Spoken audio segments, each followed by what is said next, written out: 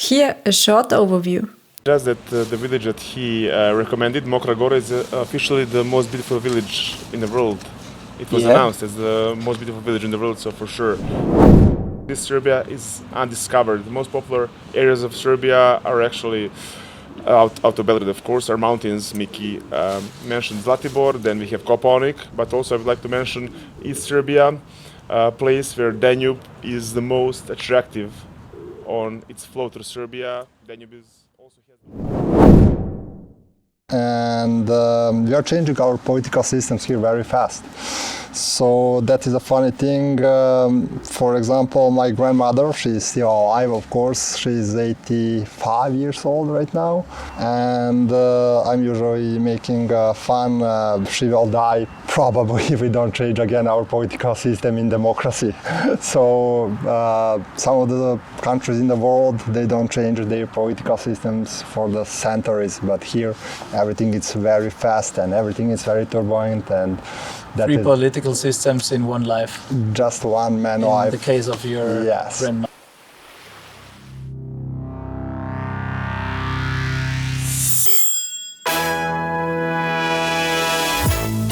Welcome to the podcast Global Communicator. Don't believe tourists, we ask the locals.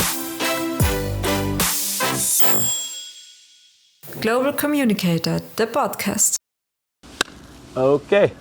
Well, welcome guys to our next episode of Global Communicator. Today we are here in the wonderful Belgrade in Serbia. I have two new guests which are actually great guys because they make the free walking tour here in Belgrade, and that's how I get to know them. So guys, introduce yourself a bit by your own. Miki, you can start.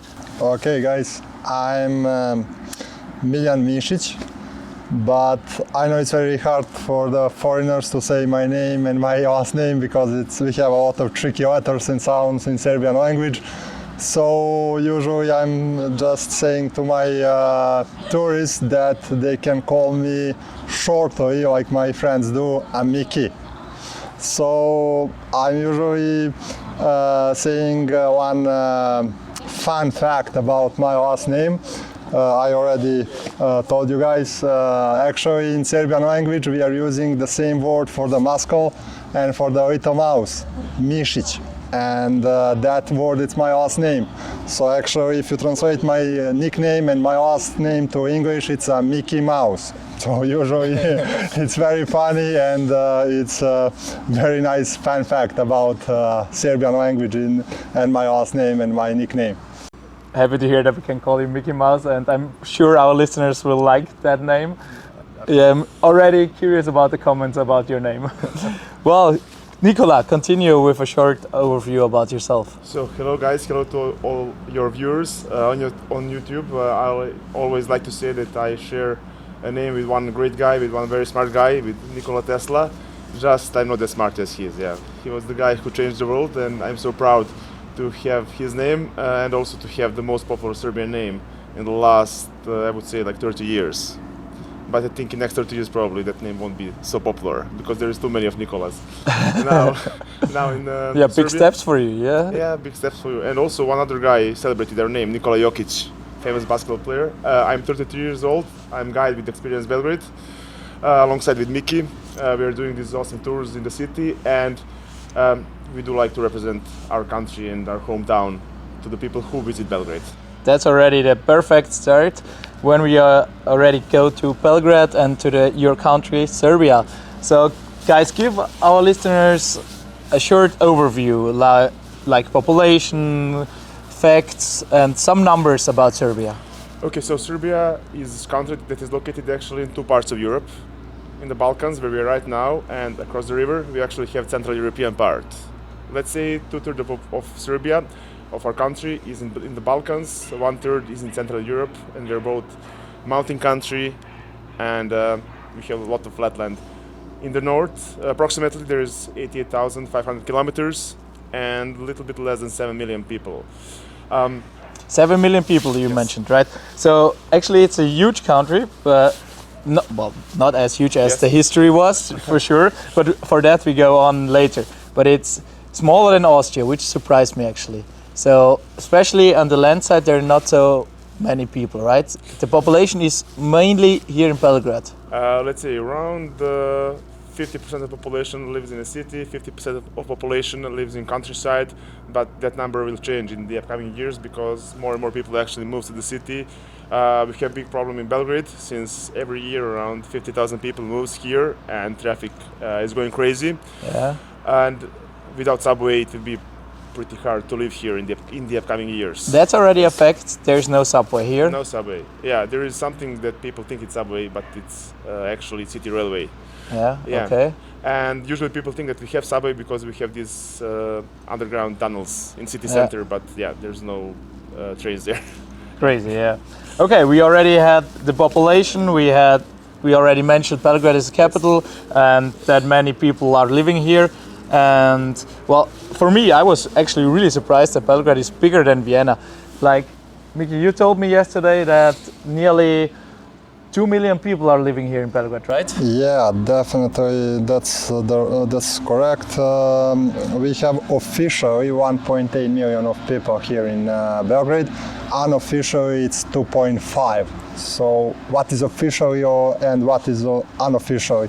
Actually, we have a lot of students, workers, people who are coming here, from not just from Serbia, from other countries, So that is the reason they don't have Belgrade's papers, and that is the reason why we have like a different number between official 1.8 million and 2.5. Okay. Interesting, very interesting. So, guys, as you can see, already the sun is outside, so the podcast brings sun to Belgrade, which makes me really happy because I love to sit in the sun, and I already use my cap because I'm just coming down from the mountains and I'm feeling very warm here. But guys, thanks for a short overview. As you see, I already made myself a smart guideline for our podcast, what we're going to speak about. Like, Nikola, you already mentioned it a bit before, the big history of the country. Can you also give the listeners in a few sentences, few minutes, an overview about the grand history of Serbia?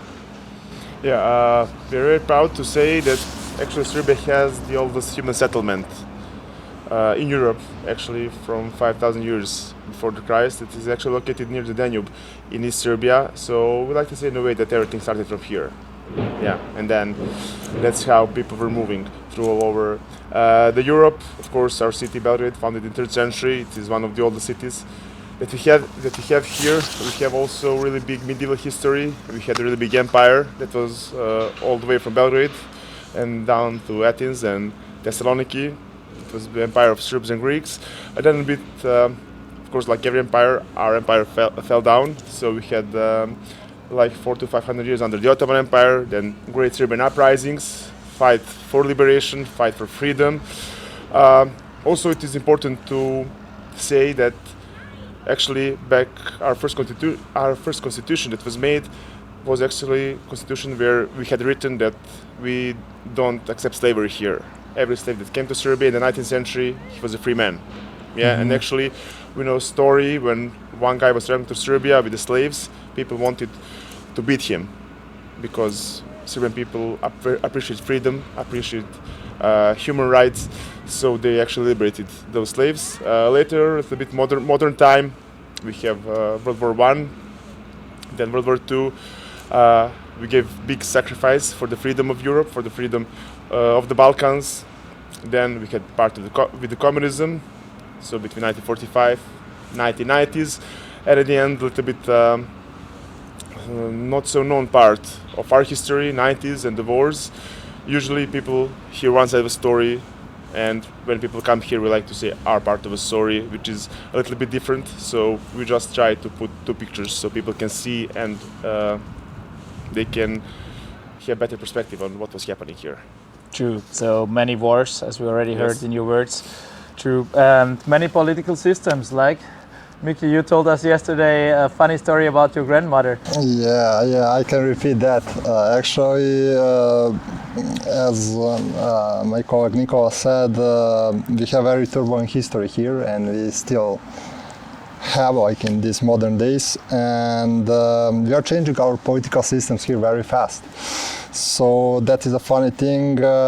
For example, my grandmother, she's still alive, of course. She's 85 years old right now, and she changed 3 totally different political systems, and she didn't move from her home anywhere, like from one place. So she was born in royalism, for example. She was living in communism, and I'm usually making fun.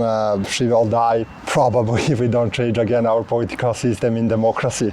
So some of the countries in the world, they don't change their political systems for the centuries, but here everything is very fast and everything is very turbulent, and that 3 is political systems in one life. just one man In life. the case of your Yes. grandma.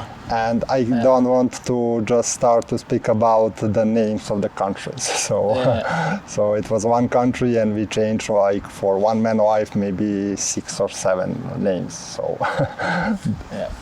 Wow. Yeah, big history. Thanks for the quick overview, because so many data and things within such a short time, it's always hard to summarize that. I know that pretty well.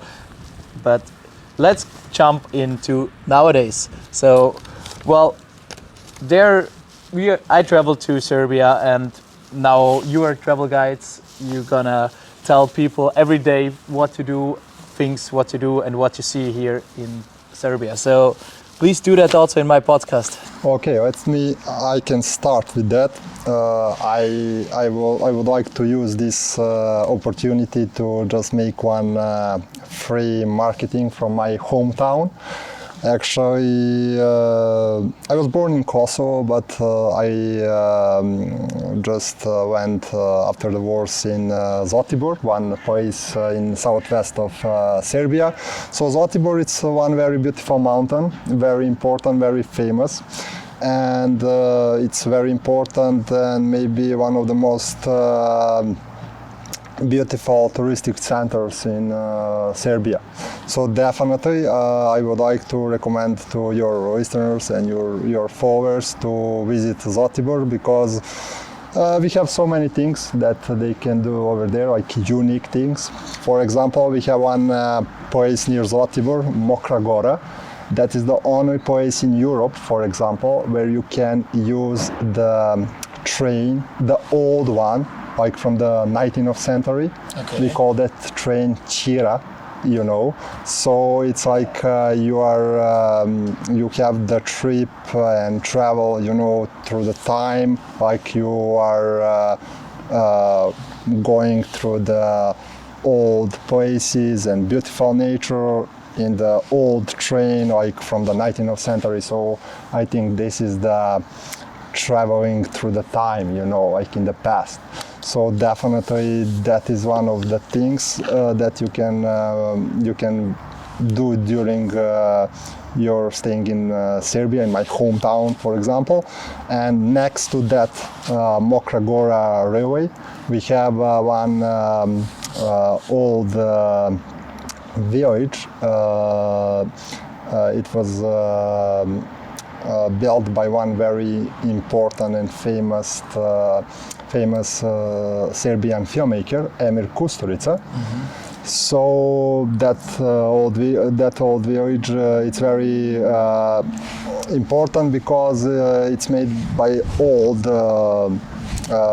houses, and it's like you are in some fair trail or something like that, some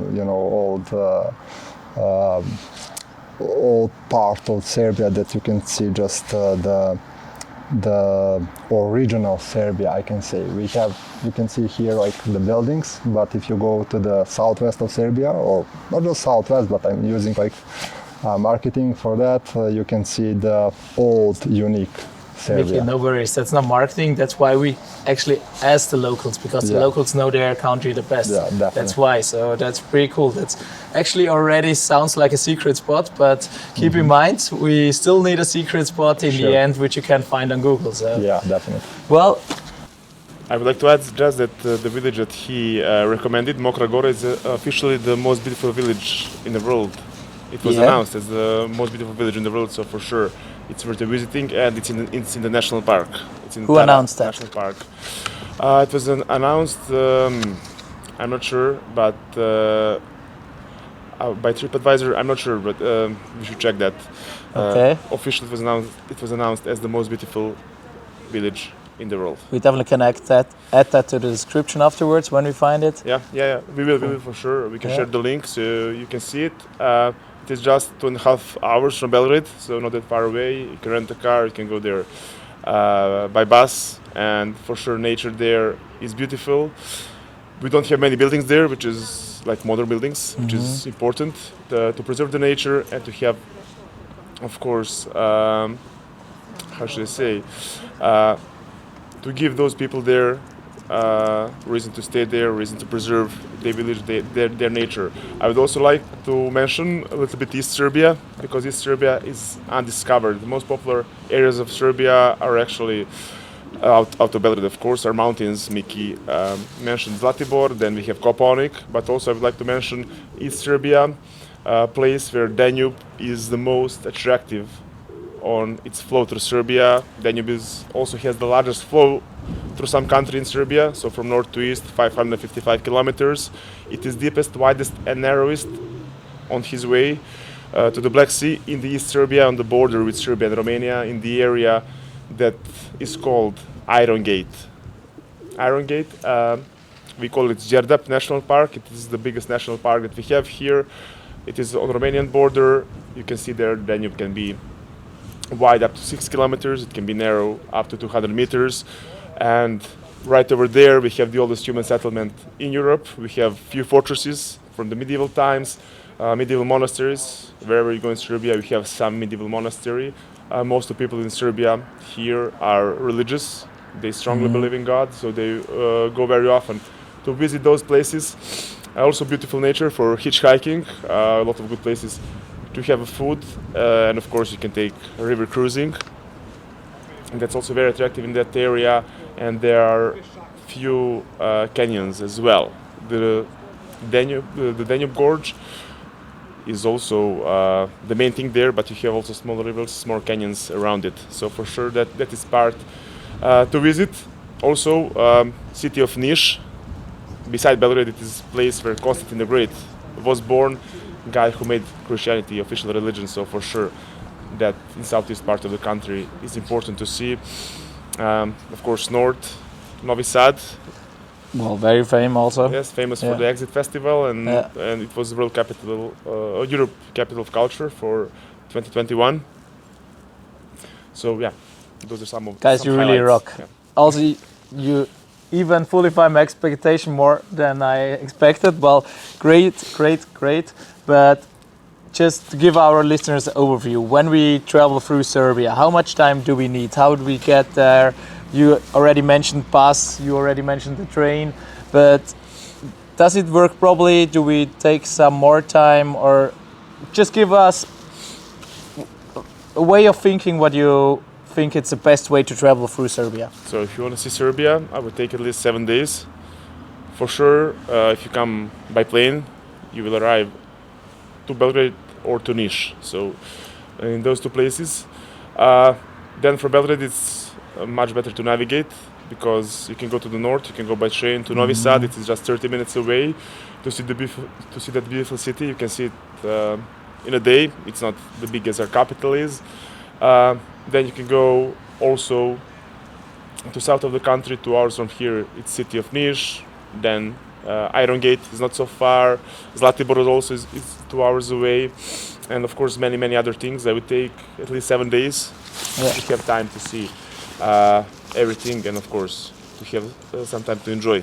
Because when you're in a hurry, you will forget what you saw and what you heard. Yeah, and there are two important things, listeners, which I definitely want to add here. My expectations have been that many people speak English, but they really speak perfect English most here. So it's pretty nice to travel, and you got the visa. You don't need any visa. You can stay 90 days here in Serbia as a European Union, so no trouble about that. And yeah, thanks about that. But as you already mentioned, Yes. the fortress, and we are sitting actually on one. So guys, we are not like to sit not straight. It's because we are sitting on very old walls and on the fortress of Belgrade. And actually it's the White City, as you already translated some things. So guys, give our listeners explanation why is Belgrade called the White City. So usually when people come, when they arrive here, the tourists, they are very surprised because they can come here to the fortress without paying anything.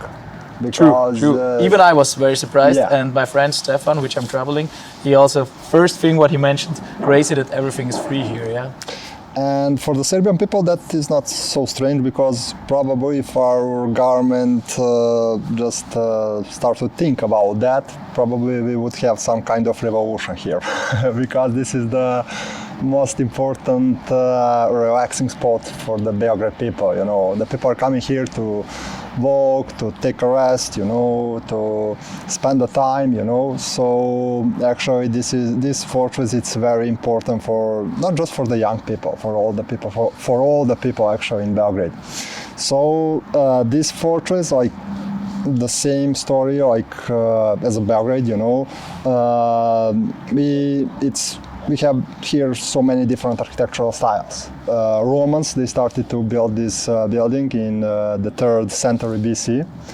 And after that, we had Slovenians here, you know, they came from the north, from the opposite side of the rivers. And probably in that moment, like we are just sitting on the place with the bricks, because in that moment, all of the bricks that you can see here, they are built by Austro-Hungarians, you know, in the 18th century. But we have on the opposite side of the fortress, we have the white stones and white rocks. So probably that Slovenians people, when they came here, you know, they probably came here in the winter time. They saw on the hill one very huge, very big white city, you know, with the snow and everything. So they were very impressed because of that, and they named that city White City. White City. Belgrade or Beograd, if you translate from Serbian to English, that means White City. So actually Belgrade has 13th century old name, and I think it's pretty unique. Of course, after the Slovenians, we had here Ottomans, you know, they started to make this fortress more strongly, you know, they started to build more and more stones and walls. The fortress started to be bigger and bigger, you know, and of course, I already mentioned that in the 18th century we had Austro-Hungarians, they started to build with the bricks, you know, so actually even the fortress, it's made by a lot of architectural styles and by a lot of nations. Yeah, you already can see that at the wall here. If you would just look around, you have different stones and different styles already. Well, that's the history. But this place has also something very important nowadays.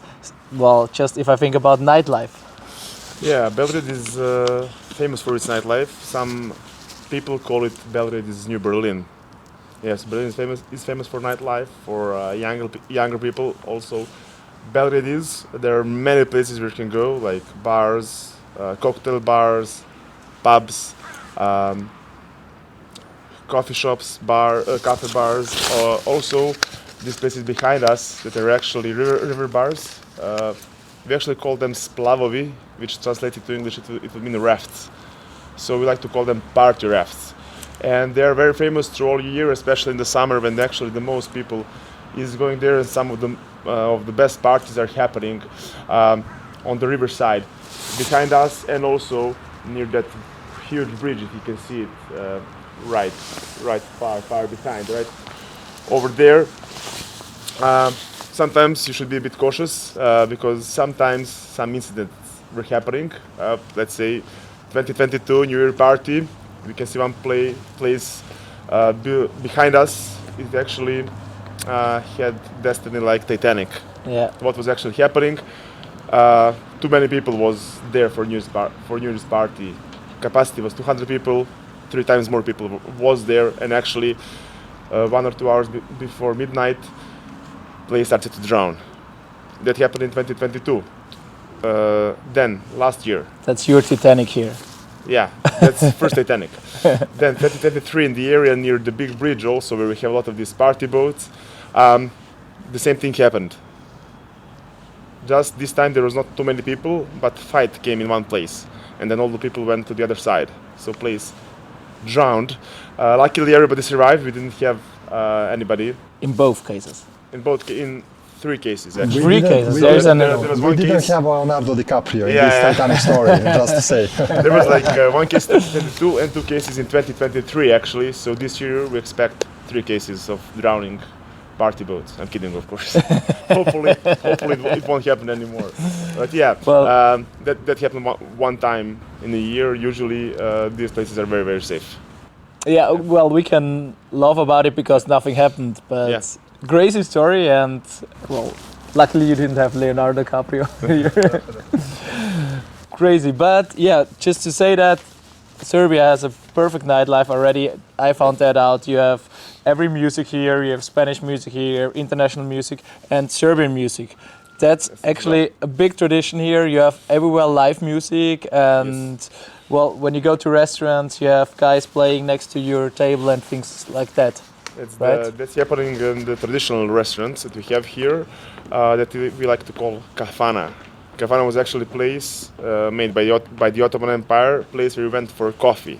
And as we say, kafa for coffee, place was called kafana, which literally means place where coffee is served. Today, kafana is a place where you go to stay for a long time with your friends, with family, to have lunch, to enjoy. Sometimes to have political discussions. Some of the biggest political ideas were made in kafana, some most important poets as well. But you can go to party there. As well, a lot of kafanas have their bands playing ethno and traditional music. So what you can do is actually call them, tip them, let's say 10, 20 euros. Don't forget about that. Yes, and they will play a few songs just for your table. They can repeat some songs. If you're a foreigner, if you don't know songs, you can say repeat song before. Or if you're Serbian, if you know a song, you will say I want that song. That song, you can tip them, they will play for you. And then sometimes they actually go from table to table. Yeah, you don't need to call them. So it depends from place to place. Yeah. Yeah. Do you have any suggestion where people should go? So the most known kafanas where you can have a good time are located in the Bohemian district that is called Skadarlija. It is located just 5 minutes from the main square, Republic Square. So you can choose literally any place there. Our favorite is actually a place called Tudir, that is actually the place with the biggest space there. They have like 4 dining rooms. And they have good food. Of course, we should mention rakia as a national drink. You can try good rakia there. I hope you guys tried it. You did your homework. Yeah, I tried it. It's way too strong for me, but my friends loved it. Just be cautious with rakia. It can make you famous online, and we don't want that. Yeah. Yeah, guys, try it, but don't drink too much. Yeah. Miki already told me a funny story yesterday, or twice. Let's say it twice. If you drink them, stand up, because afterwards maybe you're not able to stand up anymore. So. And don't forget to say živeli, which means cheers in Serbian. Yeah, živeli, exactly. So that's also a question which I always ask my guests in the podcast, some important words in your country language, in your own language. Well, we had now kavana, that's important. Živeli, it's like... Živeli, yeah. Živeli, it's like cheers. And what else? I think the most important word it's for in Serbia it's dobro jutro, good morning, because when we just woke up, we are thankful because we just we are alive. We are most of the people are healthy, and we woke up for the people in Belgrade because we had this one guy, one very important writer here in Serbia, Duško Radović. He said once that the people who just woke up in the Belgrade, they are the happiest people actually in the world.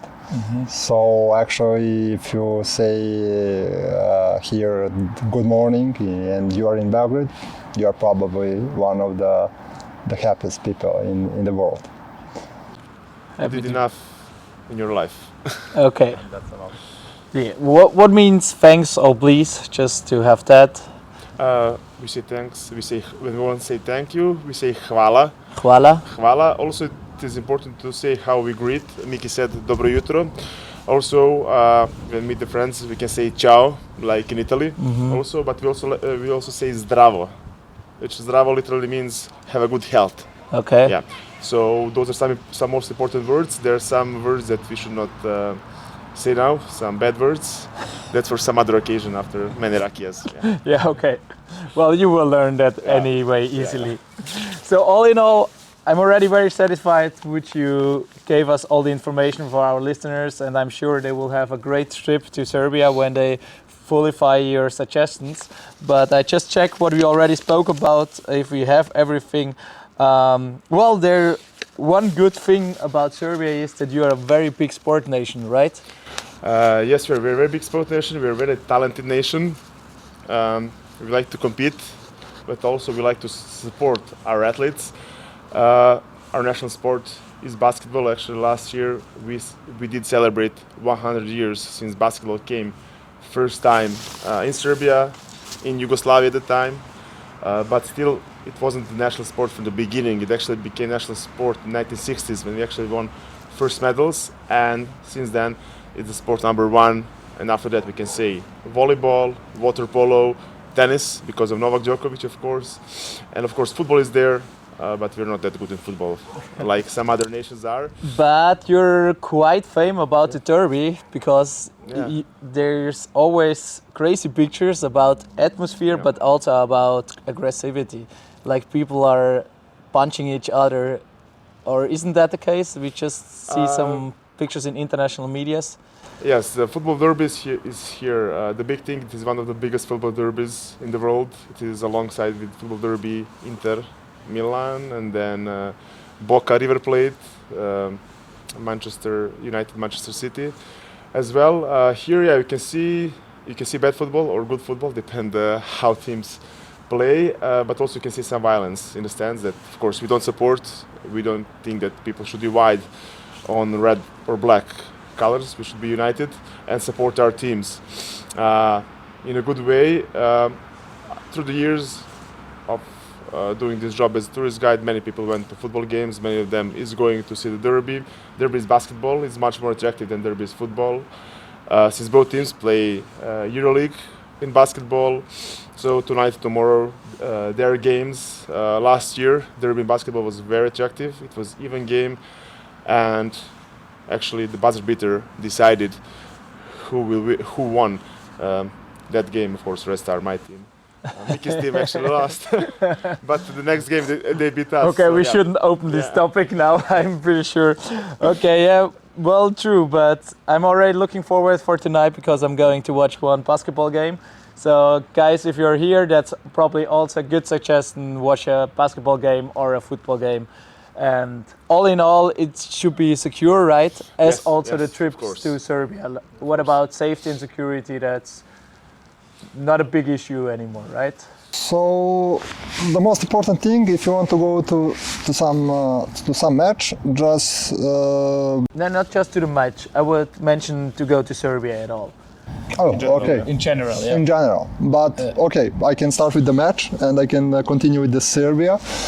Just be careful, just do not the mix colors. Okay, if you have a red color, red white, don't go to the south, and if you have black and white, don't go to the north. So if you go to the west or the east, you are safe. So we speak about Roter Stern, like yes, Partizan and Red Star. And Red Star. Okay. So that is the safety. And about the Serbia, I'm very proud to say that Serbia is one of the safest countries in the world. we can sum it up. It's very safe, and also me and my friends, when we have been, we felt very safe. There is also some checks everywhere, police and camera. So guys, when you travel to Serbia, no worries, everything is pretty safe. And well, as we already mentioned, for European Union, it's pretty easy to enter the border. But there is another point with the border. You have so many borders to different countries. At least 4 are European borders, right? Yeah. To the European Union. At the beginning it was 3 countries, and since 2013 Croatia joined the EU, so now we bordered with 4 EU countries. So Croatia, Hungary, Romania, and Bulgaria. It's pretty easy to get through those borders. Just in the summer there can be big traffic jams over there. Yeah. So usually people wait for a couple of hours to enter Serbia. Usually when we travel, we go to Croatia or through Hungary, and then Schengen zone borders are open. Serbia is a country that wants to join EU.